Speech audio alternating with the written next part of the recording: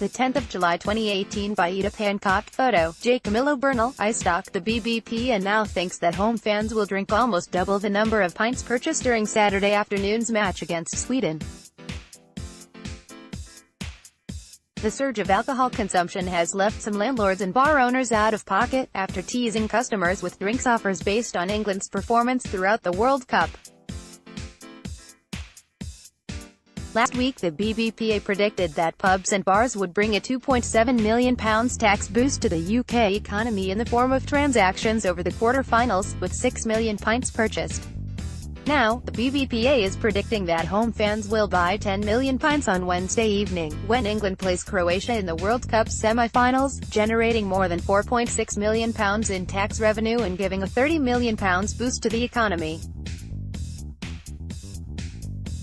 It is not yet known how much beer will change hands if England goes through to the finals.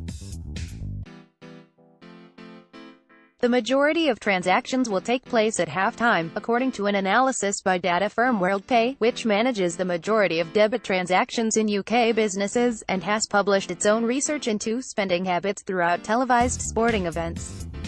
Pint pulling peaks 4 minutes before the start of the second half, at which point pubs across Britain are serving almost 2,000 customers every minute.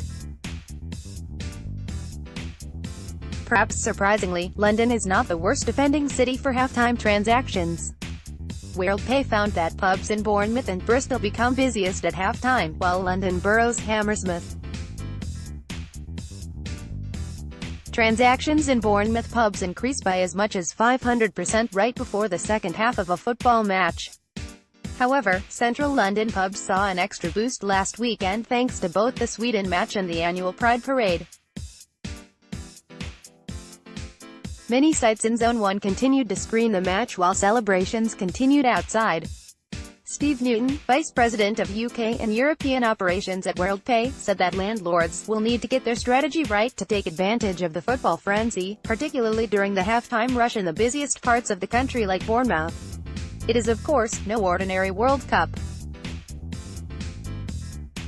This is the first time England has made it to the semi-finals in 28 years, before major breweries like Brewdog, Meantime, Camden Brewing Co. and Thornbridge even existed. It's fantastic news for both English football and the Great British Pub, said BBPA Chief Executive Brigid Simmons. When it comes to watching the World Cup, only being at the game itself can compare with being in the pub. However, England's surprise victories have left some operators out of pocket.